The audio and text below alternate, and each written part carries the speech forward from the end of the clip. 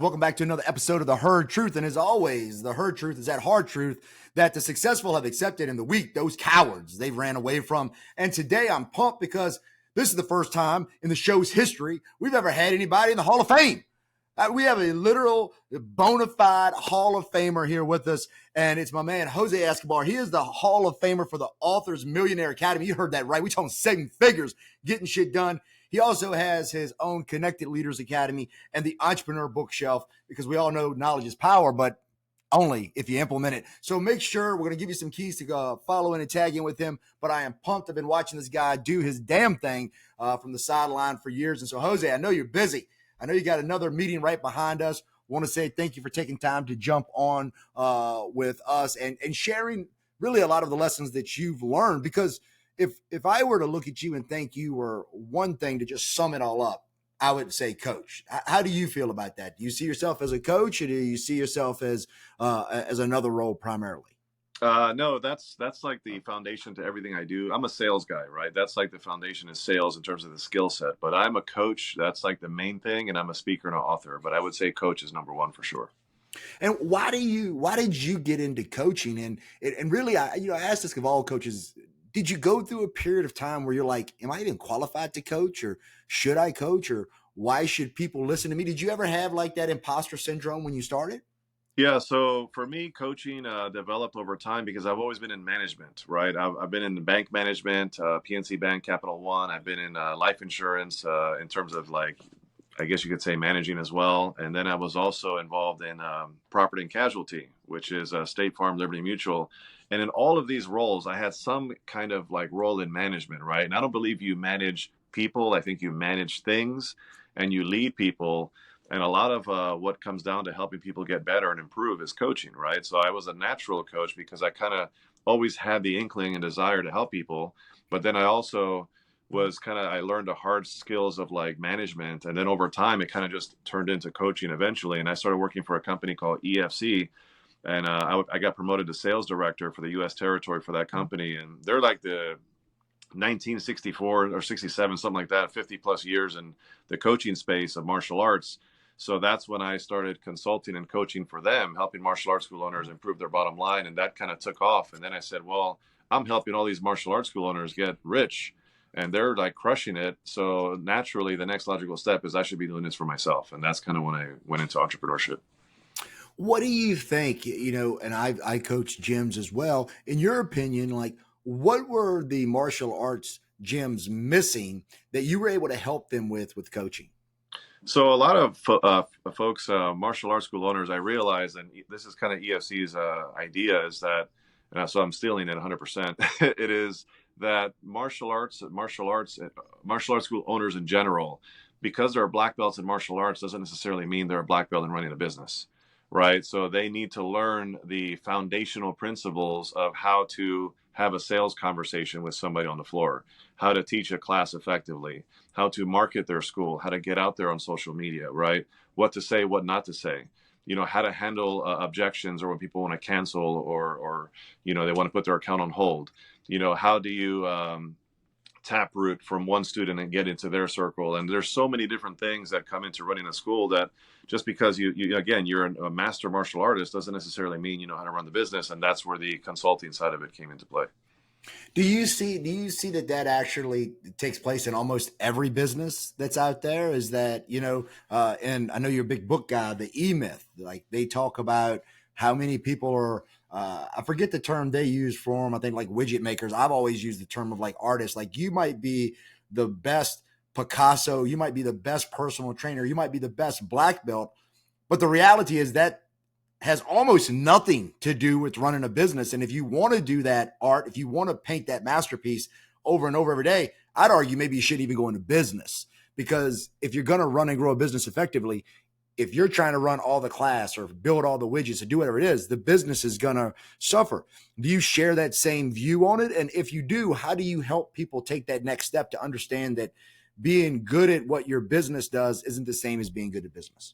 Yeah, you have to have the right bench strength in place, right? You got to develop leaders in house, and you got to develop these people. You got to empower them to take on ownership roles, right? Initially for free, just because you're giving them leadership, and it's almost like gamifying a process to where you're helping them improve not only as a martial artist but as a person and as a leader, and that develops all kinds of great things for your school and the culture. And then they want to refer people just like that. So as you're developing these people, eventually you stop working so much like in the business and you're working on the business, right? And that's kind of where a lot of people get stuck. Martial arts learners in particular, I realize most people are hanging around the same incomes, right? Because they're doing the same things that everybody else is doing. And it requires a whole nother level of mastery when it comes to like how to get your name out there, brand yourself effectively. What are you charging? So many people are undercharging severely in terms of their fees for their schools, and they're so lackadaisy and about, if people want to cancel or they want to put accounts on hold, and they also don't understand all of the psychology and science behind the development of the students and how to uh, get them more engaged and get that retention. Because who cares if you're enrolling 10 students a day and losing three, right? You have a revolving door business. It's about getting new students, but it's also about retaining the ones you have, right? So there's a lot of components to this, and absolutely, I agree with what you're saying, for sure. Now, when we talk about development and coaching, I've been, again, I watch you from afar, I keep tabs on you. Our number one rule here at the Herd Truth is developing the body transforms the mind. And for so long, you've been crushing the mind game, like you dominating in business, writing your book, coaching. But I have noticed it wasn't like you were out of shape or horrible or overweight, but I've noticed you've been hitting the 75 hard journey pretty hard. I think you've done it, what is it, two, maybe starting third, 5 times. 5 times. You got two on me. With you doing that, did you see that help you level up in other aspects of your life, whether it be professionally or personally? Without a doubt, voluntary discomfort is one of the keys to life, right? It's like one of the core foundational principles of life. To be better, you have to choose to put yourself in harm's way in a safe but like in a harmful way, right? So you gotta, for example, cold showers. Who likes to do that? Well, I do now, but I hated it in the beginning, right? Waking up at 4 a.m. Who likes to do that? Well, it's not about what you like to do. It's choosing to seek out the discomfort on purpose so that you continue to level up in your mental toughness. You level up in your discipline. You level up in your follow through, your accountability, your extreme ownership.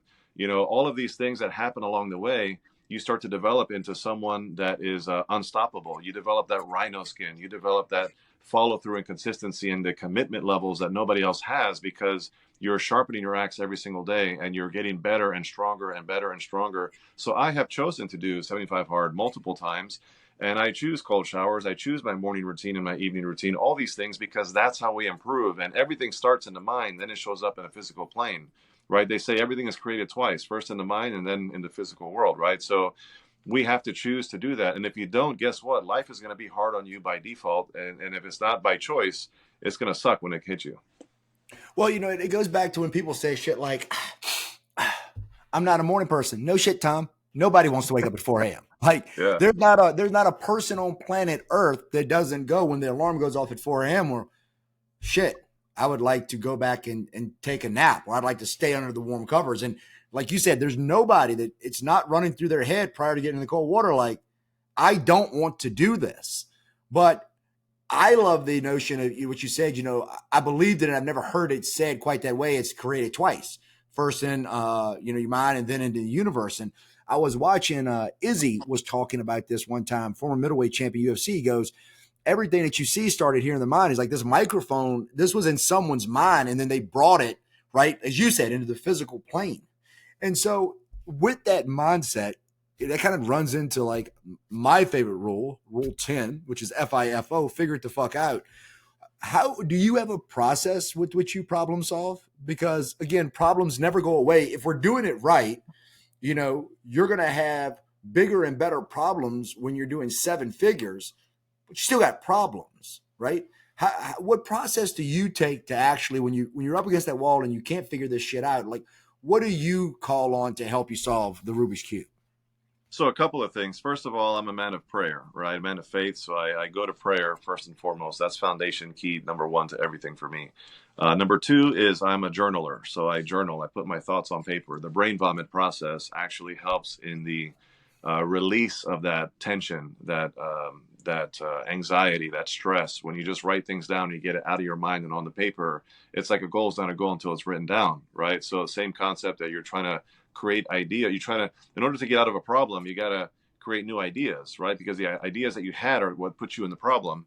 So you got to create new ideas, and the best way to create is to write it down and to ideate and to see where that goes. Because as you're writing down these ideas, it creates new ideas.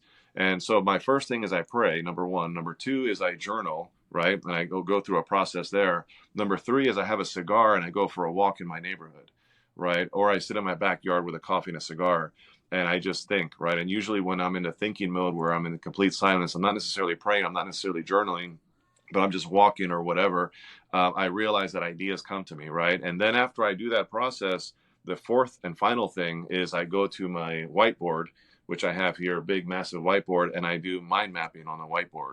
And I start looking at what are all the potential possible solutions to this problem. And then that goes through a whole, like almost like a SWOT analysis journey. And that's kind of what I do. Well, you bring up prayer, right? And there are so many people out there who struggle with this aspect of it, right? Like I'll be the first to say I'm one of them. Like you you want to go to that well, but then it becomes the question of, especially people that might be new to this, like they're like, "Hey man, like Jose's got it down, he's killing it. And what did he say?" And I found that people, when you start looking for it, it does keep showing up in your life. You'll talk to somebody like I'm talking to you now. And you're like, well, you know what? First and foremost, foundation is prayer for me. But then when people try to go do the prayer, like they don't necessarily feel anything out of it. Like, how have you been able to say, okay, this is an answer, this is guidance for me, I know this, versus your own selfish will saying, well, I really, really, really want to do this? How do you get the comfort? How do you know it's confirmation or to do it, or condemnation? Like, yo, no, this is not meant for you. So the way I see prayer is like, for example, so many individuals out there, and I say this very loosely and I say it with confidence because I've had many conversations with people who don't necessarily say, yeah, I go to prayer. And they've tried it, or they don't like it, or they don't believe in it, or whatever. And I also know people that are where I am, right? And even way beyond where I am in prayer, and they have a whole nother level of that spirituality, right? So um, generally what I say is, I don't go into prayer expecting to feel a certain way, right? Because when we go into prayer, we're like, well, I want to feel this solution. I want to feel the answer. I want to feel like I know what to do next. And that you're not always going to feel that, right?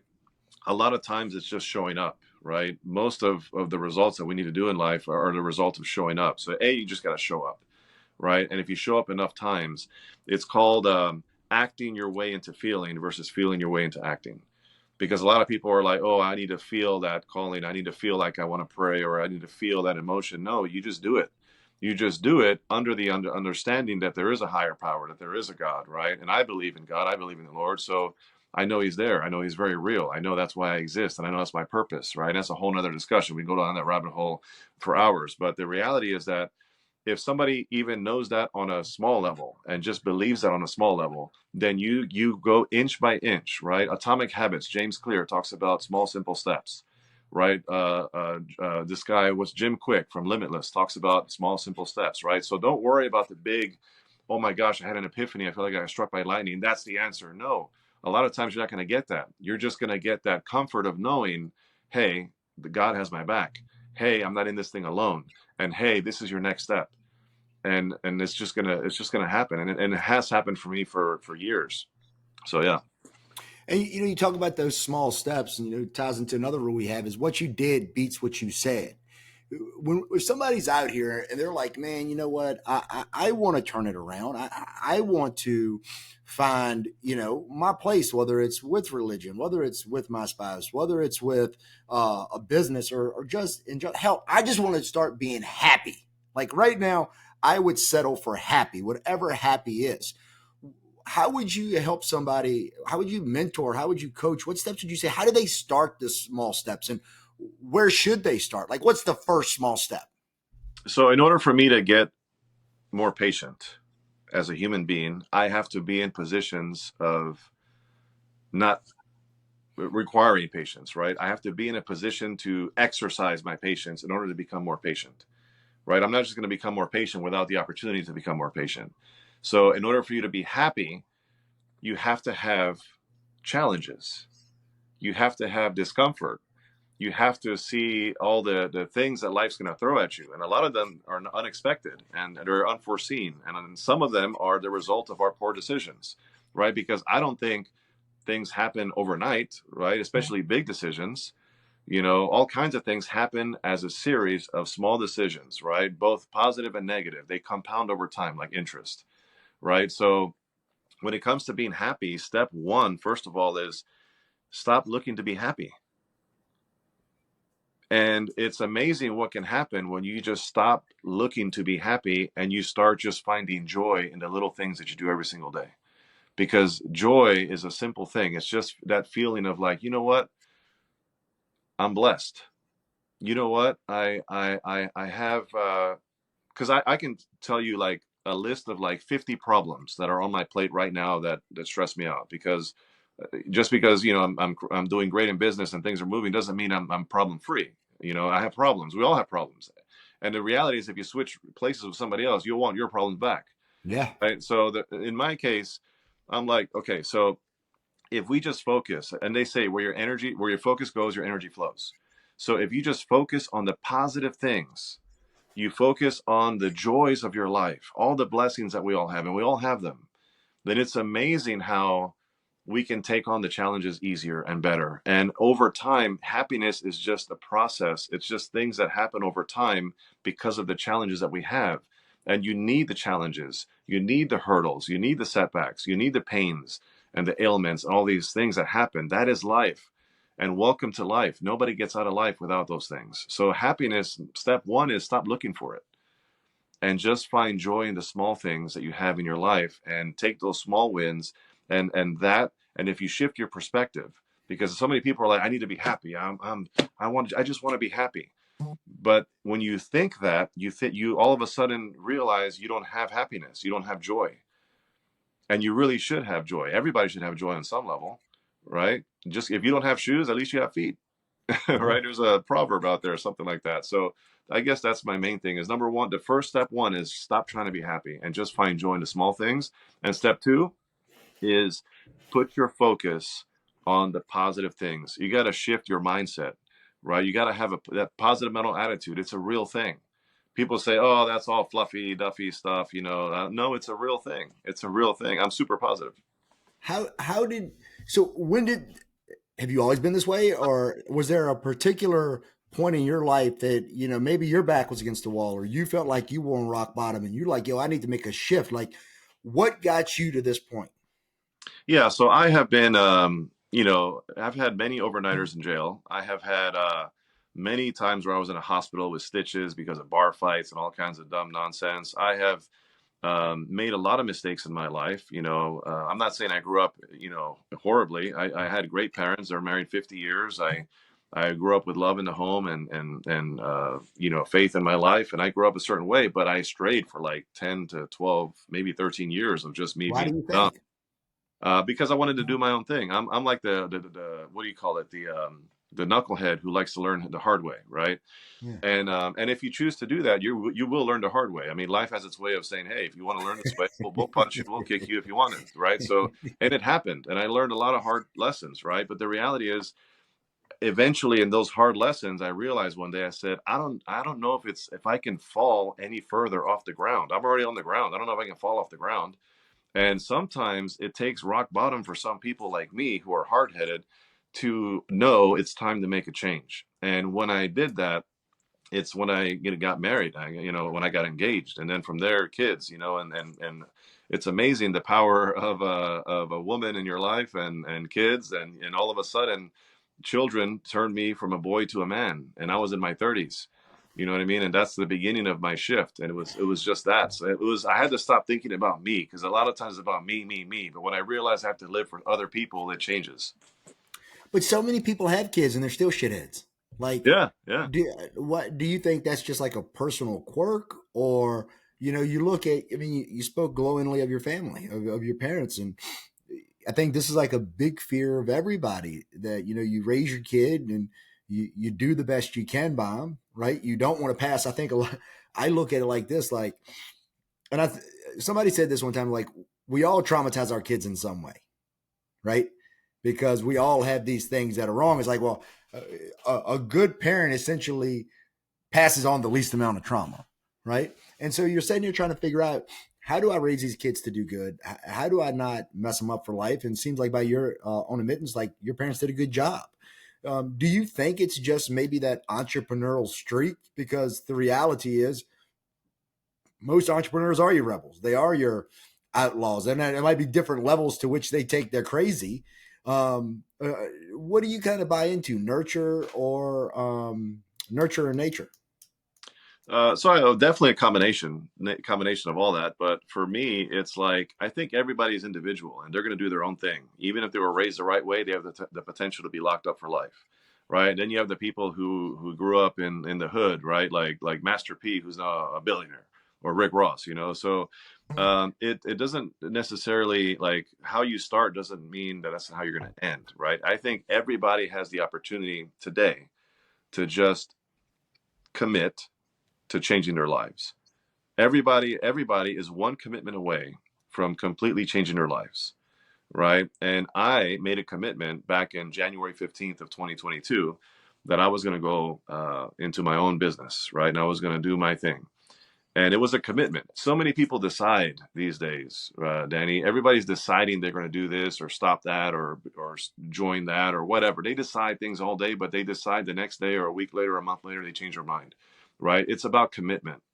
Life is about commitment. So for me, it's like anybody can change. I changed. I know a lot of people that have changed, and it's a journey, right? It's a journey, but the key is you got to desire that change, and then when you desire that change, you got to do something about it. So when I made a commitment to, like, say, I told my wife, I was like, listen, I'm going to do my thing, and I'm going to take it to the highest level. We're just going to do this, and that's all it took. It was a commitment. I said, I'm never really committed at that level outside of getting married, right? So that's what I did, and that's where I'm at. And I think everybody can do the same thing. You just got to look at the end of your own arm, right? Stop looking for people to believe in you. Stop waiting for permission. Stop looking for help. Stop looking for resources. It's not about the resources. It's about your ability to be resourceful and figure it out, right? And we all have that ability. Everything is figure outable. I've heard that before too. Not about the resources, your ability to be resourceful. Yeah. Like, that is perfect. And I think there's, this is the thing that's, and I don't talk about this much just because based the way the society is now, like, at the end of the day, even though I'm Technicolor Dreamcoat, I'm still a white guy, right? And so I don't get out and talk about what I do believe in my heart is this, is like, listen, like, everybody's got a rough story. And I absolutely believe in things like such as systematic racism. I absolutely believe that there's probably a glass ceiling that some women experience and they fall back. But at the end of the day, like, what I try to tell people is you really do have two choices. Like, you can focus on that shit. It absolutely can be real.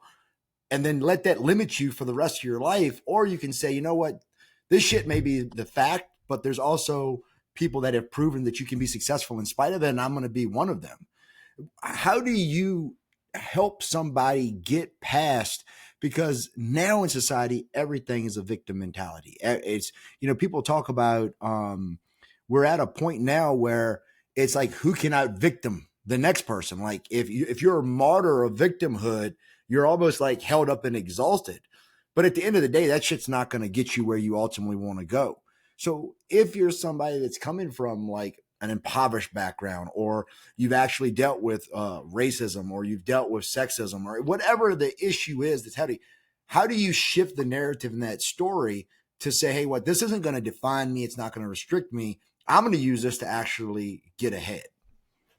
Yeah, so I don't pay attention to any of the things that are going on in the world today that are like things that stop people from getting things done, because I believe that we're in America, right? And let's be real, this is an even playing field at the end of the day. When I say this is an even playing field, is anybody from any walk of life today can go from zero to hero if they just choose to, right? We're full of resources everywhere. Is it perfect? No. Are there Is realities? anywhere? Yeah, are there realities to things like what you were talking about? Sure, but I don't even go down that rabbit hole. I don't even have those discussions because this is the reality of life the way I see it, right? And this is my opinion only, take it or leave it, right? I'm not coming from the pulpit or anything like that. I'm just telling you my opinion and my opinion alone. And the reality is that my parents came to this country. My dad was 21. My mom was like 23 by the time she came. My dad came 2 years before her from Guatemala. They came the legal route back then, a long time ago, and they're citizens and the whole thing. They came with zero English, very little education, like a high school education, like less, like ninth grade education. They had no money, no English, little education, no money. And guess what happened? My dad was working multiple restaurants 3 times. I barely saw him for the first few years, like this, until I was like 8 years old, because he would come home and sleep for 3 hours and go do it all over again the next day. 3 restaurants at a time. Started as a dishwasher, went to a busboy, to a server, to a supervisor, to a manager, to a restaurant owner eventually, right? And he went through this whole process. My How proud are you of that though? super, super Like proud. I'm not. It's not even my dad and I get goosebumps about shit Yeah, like that, it's inspiring. right? My mom was cleaning 3 to 4 houses a day, cleaning 3 to 4 houses a day consistently, cleaning, cleaning, cleaning. And eventually she started a business called Jafra Cosmetics, like Mary Kay, right? And she was doing that as a side hustle. And I'm one of 4 boys. So she had 4 little boys at home in an apartment. We're all sharing a room, eating beans and rice every day. And some, every now and then we have some different things, but beans and rice. And she would come home after a long day exhausted with no help from my dad because he was working, right? And then she would come to try and manage the kids and whatever. And my older brother was watching us after school, which technically is illegal back then, but that's what we had to do. We figure it out, right? And that's what it was. And then she would come home, make dinner, put us to bed, make sure we did our homework, and then she would work all night long making phone calls, business, business, business. She did that for years. You know what? She ended up creating a multi six-figure recurring revenue. And eventually my parents bought a $1 million home in Brookville, Maryland, and they ended up crushing life. They retired young. That's kind of what happened. That is what I call an American dream. And you know what's crazy is that anybody out there can do that. Anybody out there can do that, and even better. And I didn't come from money, right? Everything I built from scratch, from the ground up, right? So again, I have my own struggles and challenges. So what's at the end of the day, I say, what's your excuse? Yeah. Because it might be a reason for somebody, but at the end of the day, it only matters to you. Nobody Yeah. cares, right? If I don't show up to my job back when I was employed, they don't care what the reason is. They care. Did he show up? Did he not show up? Did he perform? Did he not perform? So at the end of the day, I don't major in the minors. I focus on the goal and I put my blinders on and I get the job done, and it requires hard work, and that's all it comes down to, period. I'm gonna tell you, like, I'm all, it sucks. So we got to cut a little short today. I know you got busy, but uh, probably one of the most inspired I've been on this podcast. Literally, like, I'm not bushing you. Like, you can't see, I got literal goosebumps because to me, that's it. That's what it's about, man. And if we could get back as a country to that concept, right? That we said that you have your inalienable rights, life, liberty, and pursuit of happiness. No one fucking guaranteed you happiness. They guaranteed you the ability to pursue it, right? And no one guaranteed you that you would be. There's levels to every game, bruh. Like, not everybody's going to be Elon Musk, right? But you don't got to be homeless. There's a lot of steps and choices to make between homeless and Elon Musk. And so, man, I am absolute kudos to you and your family, man. Go give your parents a hug for me. I want to shake their hand. That's awesome. I know you got to jump on a call, but man, key up. What you got coming up in the pipe for people to be looking for so they can get involved with you more? Yeah, so there's 3 main things. Number one, I have a virtual conference. It's a global virtual conference for my company, Connected Leaders Academy. We're going to have 25 speakers, world-class speakers. We're going to have 7 sponsors, elite sponsors, and then we have all kinds of topics on entrepreneurship. If you're a business owner and you want to kind of like learn some things and grow as an entrepreneur, and you want to network and meet other people around the world and around the country, it's an amazing event. It's called the CLA Virtual Conference. Check out the website. It's a one-day event on the Saturday, February 24th, www.clavirtualconference.com. Number one. Number two is I have a big, massive event. It's a global event as well. It's called the CLA Global Summit. CLA Global Summit. That's going to be here in Maryland at the National Harbor 5-star resort. We're looking at 1,000 entrepreneurs under one roof for a weekend. And we're going to have 3 celebrity keynote speakers, a banquet dinner, gala, award ceremony, live entertainment on stage. Friday night's going to be massive cocktail hours with networking and hors d'oeuvres. It's going to be awesome. May 3rd, 4th, and 5th.